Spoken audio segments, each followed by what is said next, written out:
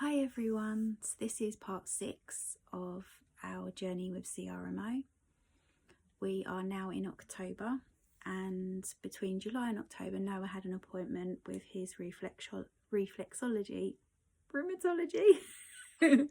team in Royal Aberdeen Children's Hospital, and it was his first rheumatology appointment. Now they'd let the dust settle, so I knew something was going to be spoken about in regard to the next step. And the next step that they advised through the specialists over in America is that they move to a particular drug, and this particular drug is bisphosphonates. And the particular biphosphonate that they want to give Noah is pamidronate.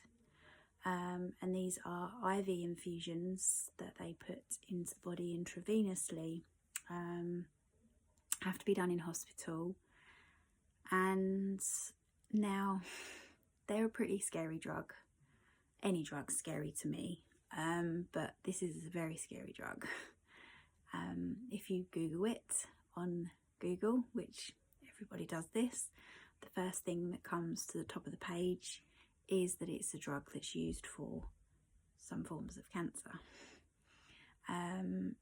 We've been told that the drug could make him very, very poorly. He could have flu-like symptoms, he could be sick, which is why he has to have the first round in hospital at the RACH hospital.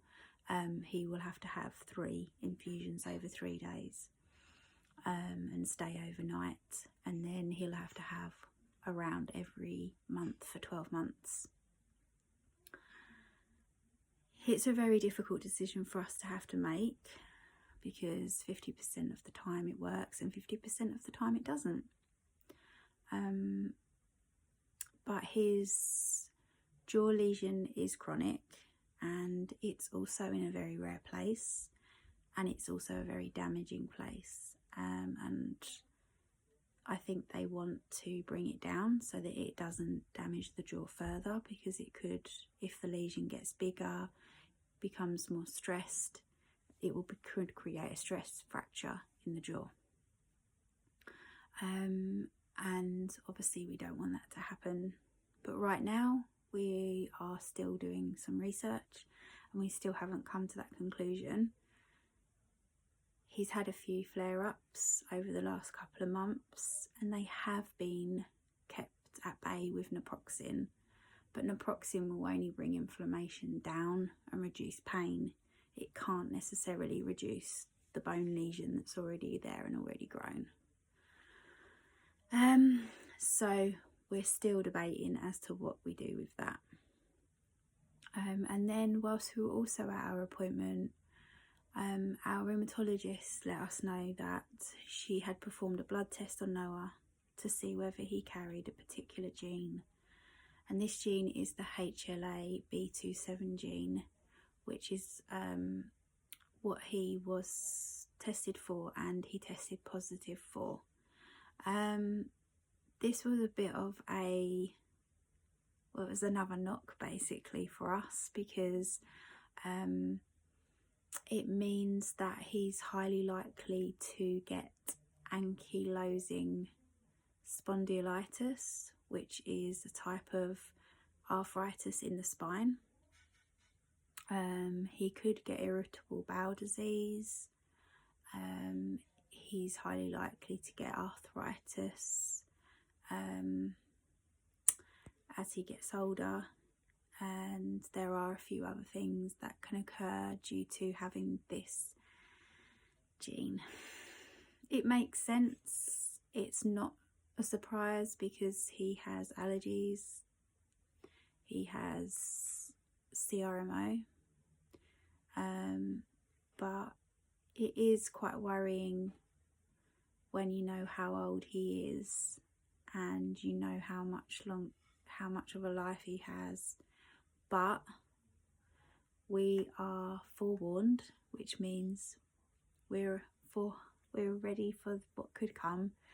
And we also know that in the future there will be more studies, and I'm hoping by the time he reaches an age when his body will or could possibly be in a lot of pain, they will have better treatments.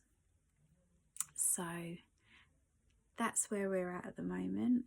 We've got appointments booked because he sees a psychologist, but that's due to allergies. It is also due to the CRMO to discuss that. But at the moment, that's where we're at, and we're just trying to take every day as it comes, which is hard when he wakes up like he did last week and his face is swelling. And it's hard as well when he wakes up like today and his leg's hurting him. But if there's anything that I learned when he was first diagnosed at 6 months old with his allergies, is that there's no point in looking to the future and worrying about it, because that may never come. You just have to walk slowly and take every day as it comes and hope that each day is going to be a good one, and if it isn't, you make it the best that you can. I'll keep you updated, because I feel again it's important to raise awareness for this, and sending you all so much love.